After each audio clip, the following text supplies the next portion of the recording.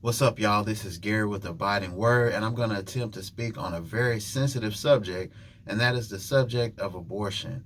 That subject has been trending recently in the media and amongst people, so I'm going to try to give a biblical and godly perspective on the issue. Hey, if you like what you get from this video, don't forget to like the video, give me a thumbs up, and subscribe to the channel to help support the movement. It would be greatly appreciated. Let me begin by saying that I sympathize with those who are in trying circumstances and feel the pressure to consider abortion.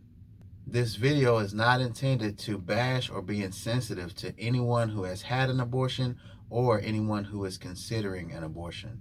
I am simply going to give several realistic insights on abortion. For the record, I do not support abortion, but Jesus said, "Let he who is without sin cast the first stone." So I'm here to tell you I won't be casting any stones in this video. The first point I want to make is that abortion is not the will of God. God's original intention in creation was to have a world where sin and death do not exist. Death is the result of human sin. God is not pleased with any form of death. It is a bitter thing to God. God is life, and he values human life. God instituted the miracle of reproduction as a glorious reflection of his creative beauty. God is sovereign, causing and allowing children to come into the world. God knows each person that will ever be conceived in the womb and has ordained it to be so. Therefore, it cannot be the will of God for a person to go against the very design and course of life that he has purposed and prevent a soul from being born into the world. Abortion is not the will of God, but the will of man. My next point is that anything that goes against the will of God is a sin, and we just confirmed that abortion goes against the will of God. Therefore, abortion is a sin. Christians are called to morally reject sin at the very least, which means not to approve of it or call it good. Here are a few reasons people use to justify abortion and some issues with those reasons. Reason number one is I won't be able to provide for my baby. This may be true, but however, to assume that the baby won't have what it needs to survive in this world is a lack of faith in God. This assumes that God will not provide the means necessary for you to care for the child. This view attempts to predict the future when no one really knows what life will look like 9 months from now. This view also shows a lack of willingness to try to change your circumstances so that the child will have what it needs. In most cases, this view is simply the easy way out. This view leaves God completely out of the picture.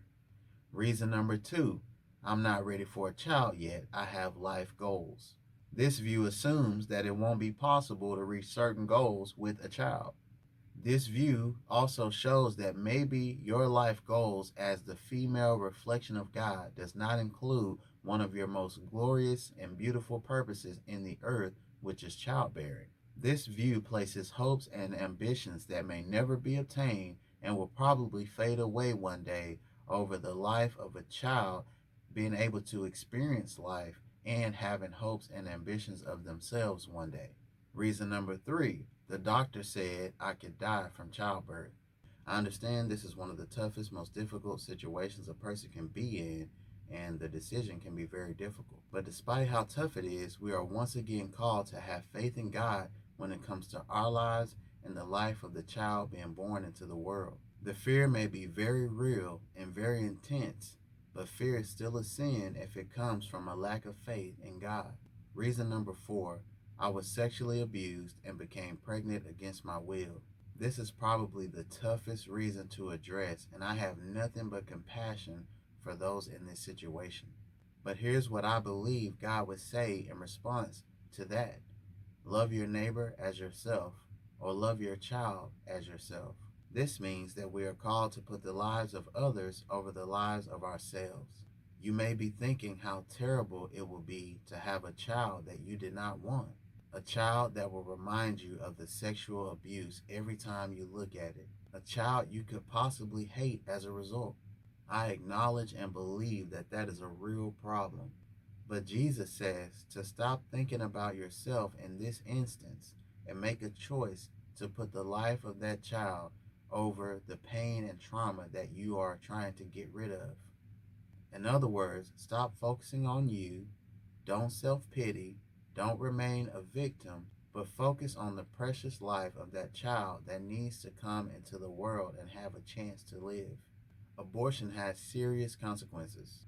Abortion is a sin, and it goes against the will of God and the conscience of man. Therefore, choosing to go through with abortion will most likely lead to a life full of regret, shame, and guilt. You may think you have a hard enough heart or a good enough reason to be happy about your decision, but most likely it will haunt you for the rest of your life. Imagine being around precious newborn children and feeling that love and warmth, and then remembering that you counseled your would-be child's life. Imagine the shame of being around friends and family who are passionate about preserving the lives of children, but now they know what you did, and there's a sort of bitterness to the relationships. Imagine the conviction that would haunt you daily once you realize that abortion is a sin that you could never take back. None of that would be worth the career you were pursuing, or the relationship you were trying to keep, or even the fear of not being able to provide for the child. In certain cases, a person just needs to take responsibility for their own actions and follow through with the pregnancy.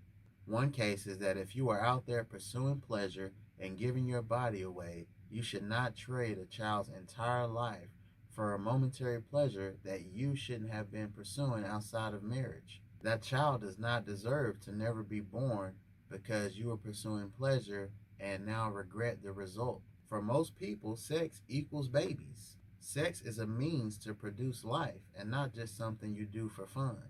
It's a life-giving covenant between you and the person you have committed yourself to.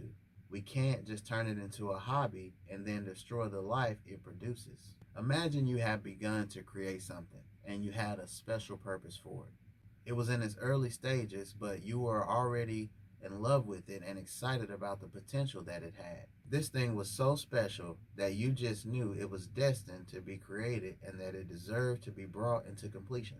Then someone comes along and destroys it before it ever reaches its full potential. You would be sad, angry, disappointed, discouraged, and a slew of other negative feelings. Now take that negative feeling and multiply it times infinity. That is how God feels when we cancel a divine conception in a human being He has created to love on, enjoy a relationship with, reflect His image, and enjoy everything that He has created. While I sympathize with the real pain, fear, and uncertainty someone could have over having a child, abortion is a grave offense to God, a lack of faith, a denial of life, a selfish act, and a disservice against a helpless, defenseless little child who has just as much right to live as we do. Please think twice before getting an abortion.